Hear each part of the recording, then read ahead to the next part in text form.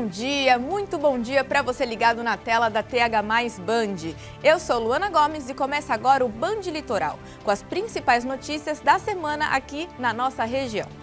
Fica comigo nessa meia hora, tomando seu cafezinho e ficando muito bem informado aqui na TH+ Band.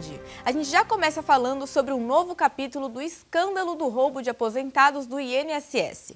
Por suspeita de mais uma fraude bilionária, a Previdência bloqueou novos empréstimos consignados. Um relatório do Tribunal de Contas da União já alertava para o problema desde 2023. São mais de 39 mil denúncias de fraude nos descontos dos consignados.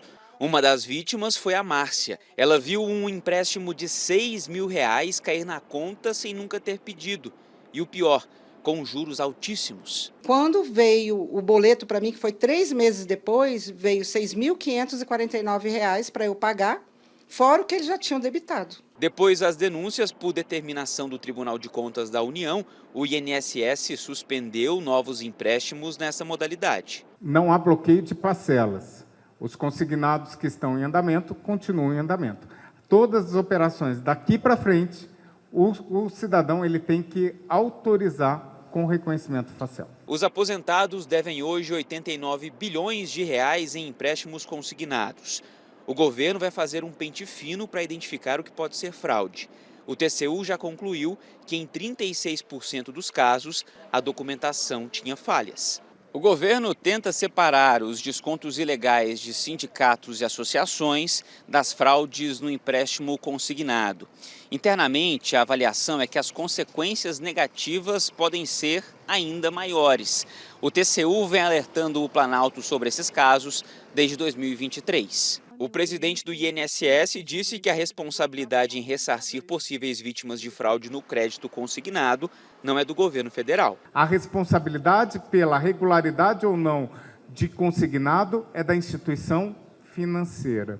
A instituição financeira ela assinou um contrato com o INSS e qualquer fraude é ela responsável a ressarcir. A Federação dos Bancos diz que as instituições financeiras sempre cancelam a operação e fazem um estorno dos valores, incluindo juros, quando recebem a confirmação de que o empréstimo consignado foi feito de forma irregular. A oposição, que já protocolou um pedido de CPI na Câmara, quer incluir as denúncias de fraude no consignado nas investigações. Isso vai ser um assunto muito forte, até porque está chegando a R$100 bilhões esses descontos através dos consignados. Um novo relatório da Controladoria Geral da União mostrou que o esquema de descontos em massa começou em 2016, continuou nos governos seguintes e explodiu no atual governo. Foi quase 1 ano e meio de descontos de R$ 45 todo mês da aposentadoria. Passava batido para o Eliseu, até que um dia... Quando eu estou olhando lá, tem essa contribuição dessa instituição chamada CEBAP, que eu nunca ouvi falar. Aí eu falei, mas eu nunca mandei descontar isso aqui não. Ele conseguiu suspender os descontos só no mês passado. Agora busca o dinheiro de volta na Justiça. O jornalismo da Band teve acesso a um novo relatório da Controladoria Geral da União, que identificou 59 episódios de descontos em massa de 2016 para cá. O documento mostra que os descontos em alto volume começaram em 2016, continuaram nos governos seguintes e tiveram um grande aumento no atual governo. O governo faz as contas para saber quanto exatamente foi desviado. A investigação da Polícia Federal apontou quase R$6 bilhões. O aplicativo Meu INSS já está sendo remodelado para que os aposentados notifiquem o desconto ilegal. O objetivo do governo é cruzar os dados das denúncias das vítimas com o que foi detectado como fraude. A previsão é que até o fim do ano, todos os aposentados que foram vítimas sejam reembolsados. Segundo fontes ligadas à investigação, a suspeita é a de que a cúpula do INSS que foi afastada recebia propina para passar informações dos aposentados às instituições. O ex-presidente do INSS, Alessandro Stefanuto, e o ex-ministro da Previdência, Carlos Lupe, devem ser chamados para depor a PF nos próximos dias. O Tribunal de Contas da União deu 15 dias para o INSS dizer como vai fazer o ressarcimento das vítimas. O assunto gerou um bate-boca hoje entre os ministros do TCU. Valton Alencar criticou o colega Haroldo Cedras, que é relator do processo no tribunal desde 2023. Estou nesta corte, senhor presidente, há mais de 30 anos. Nunca vi isto acontecer, a não ser em outro processo do eminente ministro Haroldo Cedras. Nessa casa eu estou absolutamente tranquilo e calmo com essa malícia de tentar, nessa hora, agregar suspeitas de coisas insuspeitas, de posturas, modéstia à parte. Eu não sei se a dele mas a minha é insuspeita nessa casa. E o escândalo não para por aí. A Polícia Federal descobriu que associações usavam até uma funerária para lavar o dinheiro descontado ilegalmente de aposentados e pensionistas do INSS. A revolta se espalha por todo o Brasil. Eu acho isso uma covardia, né? Faz muita falta, né, para a pessoa, né, porque você conta com aquele dinheirinho todo mês. A Polícia Federal descobriu que associações usavam uma funerária em Fortaleza para lavar dinheiro de descontos sem autorização dos aposentados. Dados do Conselho de Controle de Atividades Financeiras, o COAF, mostram que a Global Planos Funerários recebeu 34 milhões de reais da Caixa de Assistência aos Aposentados e Pensionistas, a CAAP, e mais de 2 milhões de reais da Associação de Aposentados e Pensionistas Nacional, a AAPEN, para forjar mortes de idosos em 2023 e 2024. Segundo a investigação, os repasses custeariam quase 9 mil enterros em 2 anos, o que dá uma média de 19 mortes forjadas por dia. A Justiça bloqueou quase 350 milhões de reais da CAAP e da APEM. O que levanta mais suspeita é que nenhuma das associações oferecia o serviço de planos funerários. E o dono da Global Planos Funerários é ex-presidente da CAAP. A Global Planos Funerários disse que repudia veementemente qualquer acusação de envolvimento nos crimes. A CAAP e a APEM não nos responderam. O governo não disse até quando os aposentados serão ressarcidos integralmente. Associações e entidades descontaram quase 6 bilhões de reais de aposentados e pensionistas de 2016 a 2024. O governo também ainda não sabe quanto foi descontado sem autorização dos aposentados, mas já pediu à Justiça o bloqueio de 2 bilhões e meio de reais de entidades investigadas no esquema. Não se sabe se esse dinheiro existe ou se já desapareceu. Uma pessoa focar esse público para levar vantagem, quer dizer, a partir de um crime, é uma coisa indigna num grau. Realmente, acho que enojou o país inteiro. Eu acredito que isso vai acontecer, que essas pessoas vão ser presas e vão cumprir uma pena que, ao meu juízo, deveria ser exemplar. O pedido de CPI mista para investigar o escândalo do INSS foi protocolado hoje, com assinaturas de 223 deputados e 36 senadores. Se isso fosse uma empresa privada, os envolvidos estariam afastados e com os bens bloqueados. Mas no governo Lula, quem deveria estar sendo investigado continua operando dentro do INSS, como se nada tivesse acontecido. E teve até parlamentar da base governista que assinou. Espero estar nessa CPMI para deixar partidarismo de lado, ideologia de lado e a gente fazer uma investigação séria, puxando esse fio até a sua origem, não importa quem doer. Um absurdo atrás do outro, né, gente? Manhã de muita informação aqui na TH+ Band. Por aqui você vê tudo que foi notícia nesta semana. Antes da gente ir para o intervalo, um recado rápido e muito importante para você agora. Que tal acessar o nosso portal TH+? É muito fácil. É só você apontar o seu celular para o QR Code que está na sua tela ou acesse thmais.com.br/Baixada Santista. Lembrando ainda que o portal TH+ tem um canal no WhatsApp. E as notícias chegam a todo instante na palma da sua mão e de graça. É só você seguir. Agora, um intervalo rápido aqui no Band Litoral e na volta a gente vem com mais notícias. Não sai daí!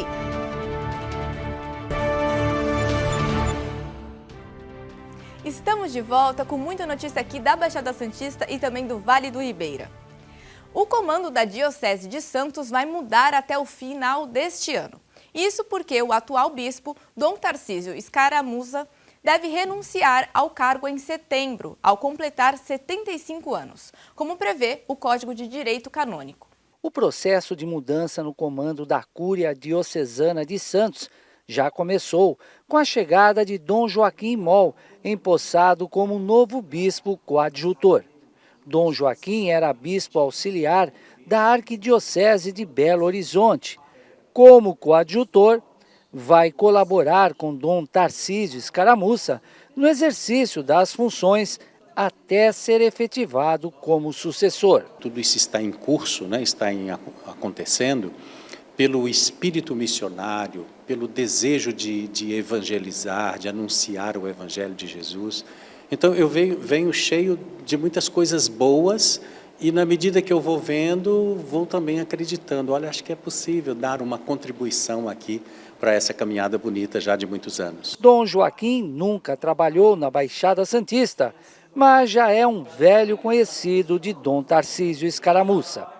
Ele era professor, né, numa escola salesiana, na cidade onde eu nasci, em Ponte Nova, e eu era aluno daquela escola.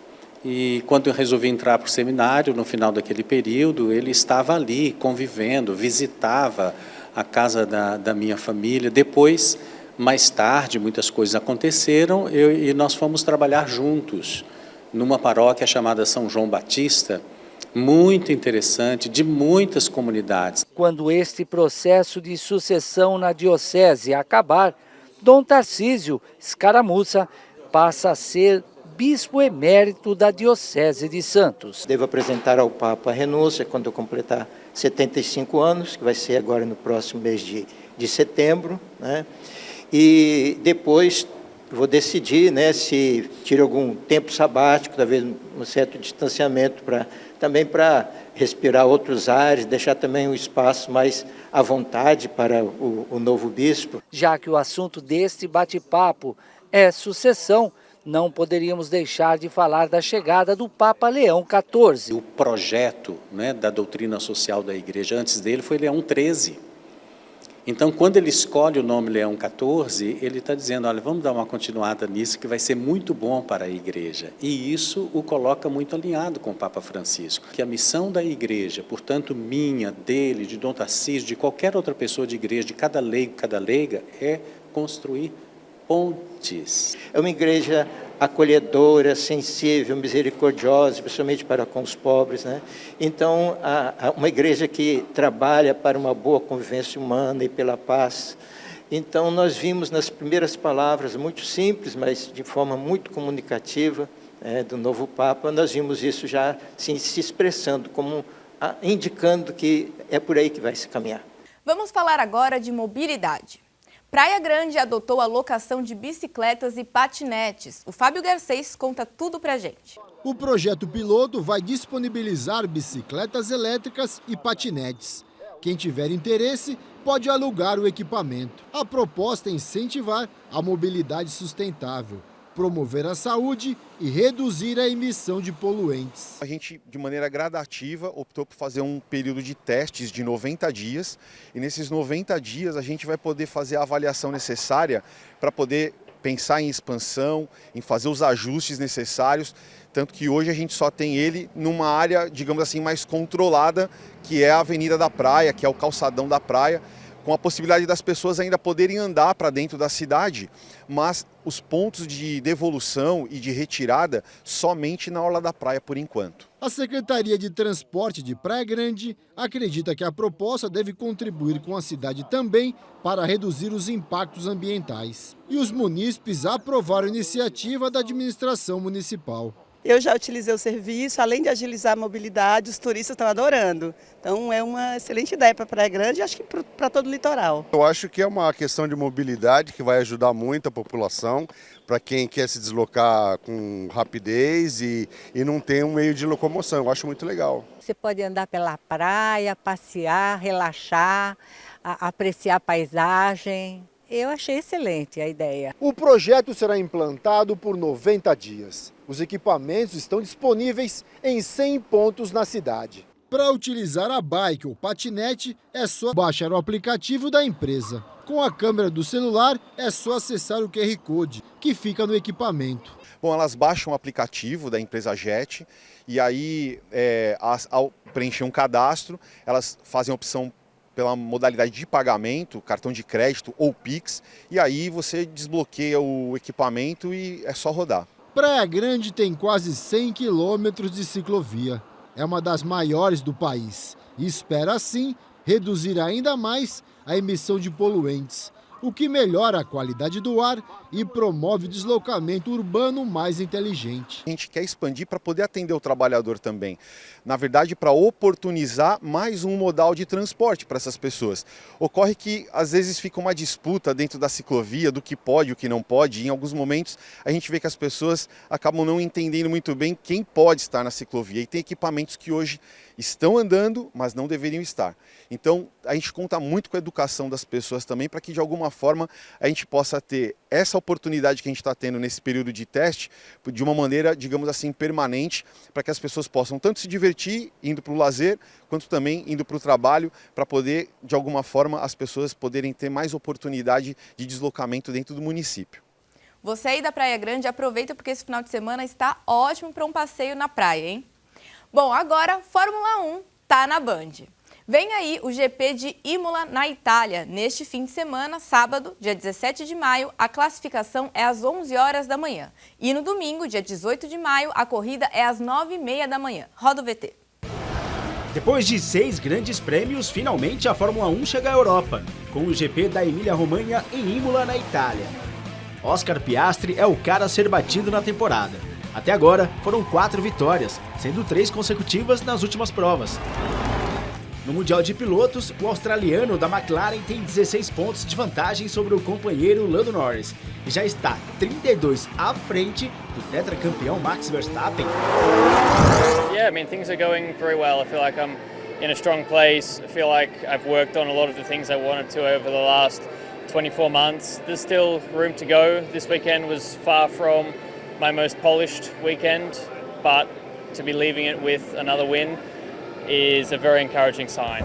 Desde Mika Häkkinen na década de 1990, um piloto da McLaren não ganhava 3 GP seguidos. Em Imola, Piastri tenta quebrar mais uma escrita. Desde 1998, com David Coulthard, a McLaren não vence no circuito italiano. E pelo que Piastri vem pilotando no momento, não parece uma missão difícil. Mais um intervalo no Band Litoral. Manda sua mensagem pra gente no nosso TH+ Zap, pra gente te conhecer melhor. Na volta, o assunto é pizza. Até já! Já estamos de volta. Vai tomando o seu café da manhã por aí, que eu sigo daqui tomando o meu, para a gente se atualizar das notícias da nossa região. E agora a gente fala daquelas histórias legais demais de conhecer.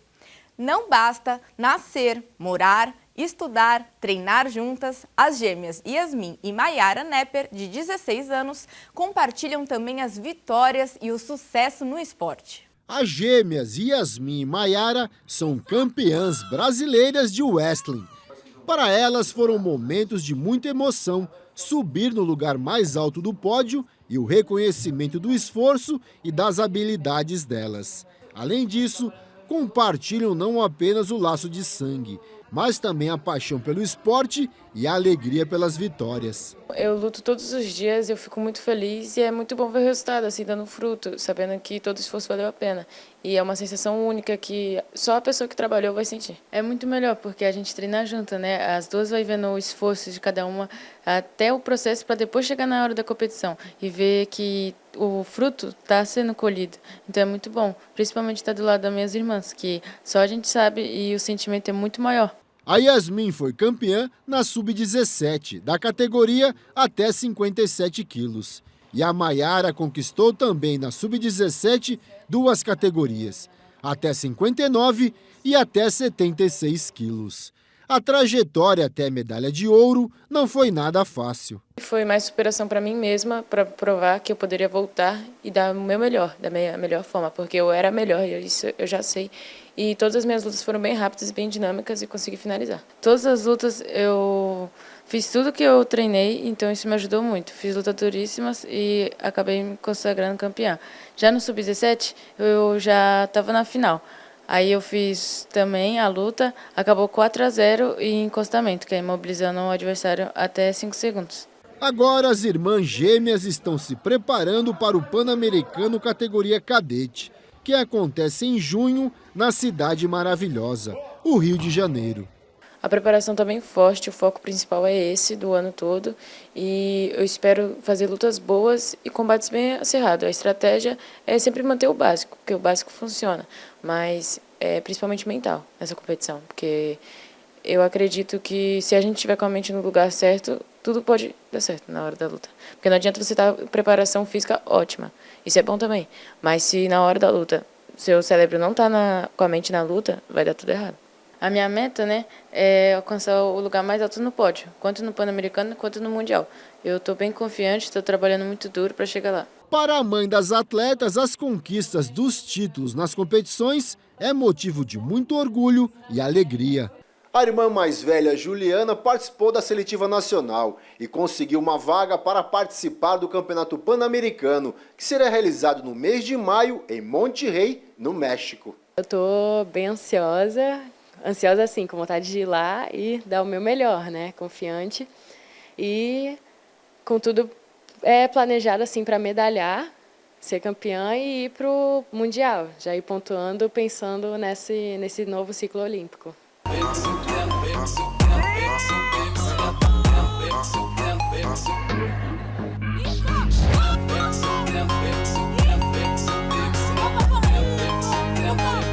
Família Nepe! Que legal conhecer essas atletas, viu? E como uma delas falou aí, da preparação mental é muito importante e a física também, né? Atletas geralmente são sempre muito focados na dieta. Eu não sei se eu consigo, viu? Porque eu amo comer é bom demais e se for pizza é melhor ainda.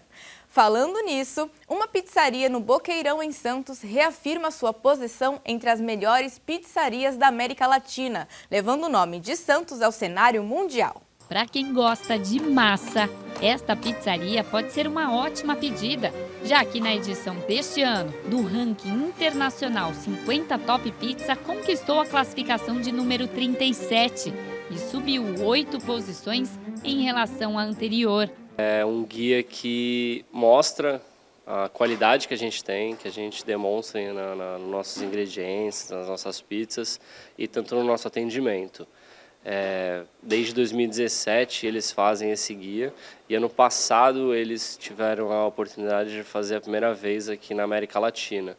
E desde o ano passado a gente foi indicado a primeira vez e esse ano a gente foi indicado pela segunda vez. O Eduardo é proprietário da pizzaria, localizada no bairro Boqueirão, em Santos. Ele conta que fazer parte do ranking 50 Top Pizza se deve a um conjunto de fatores e compartilhou os principais. Pela gente trabalhar com uma massa artesanal, né, uma massa de longa fermentação, nossa pizza fica aí de 24, 30 horas fermentando. A gente usa molho de tomate San Marzano, então, que é um molho diferenciado. E todos os insumos que a gente usa são de origem italiana. Então eu acho que isso acaba sendo um diferencial aqui na pizzaria. Só de estar no ranking para a gente já é uma felicidade muito grande, porque isso prova que a gente está entre os melhores da América Latina. Foi em setembro de 2019 que o Eduardo começou a vender pizzas. A princípio, a produção era dentro do apartamento onde mora. Cerca de um ano depois, inaugurou a pizzaria em um espaço de apenas 26 metros quadrados. Recentemente mudou para cá, triplicou a capacidade de atendimento. Em 2018 eu fui morar na Itália para tirar minha cidadania. E o tempo que eu fiquei lá esperando sair a cidadania, eu trabalhei numa pizzaria. E quando eu voltei para o Brasil, eu me especializei na massa napolitana. Eu fiz cursos aqui em São Paulo com napolitanos que vieram para o Brasil e acabei me especializando na massa napolitana, que é essa longa fermentação. Todo mês a gente está inovando, fazendo uma pizza do mês, que é sabores novos, até para criar coisas novas e tentar cair no gosto do cliente, saber se ele quer alguma coisa diferente ou não. Algumas pizzas que estão no cardápio foram pizzas do mês. Eu acho que isso a gente consegue criar coisas novas aí para os clientes.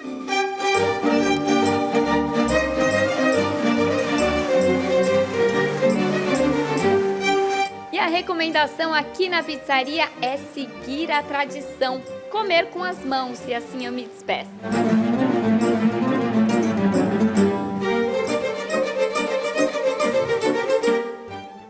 Que isso! isso, hein? Essa matéria deu água na boca, fala a verdade. Já estou pensando aqui no que eu vou comer de diferente nesse final de semana.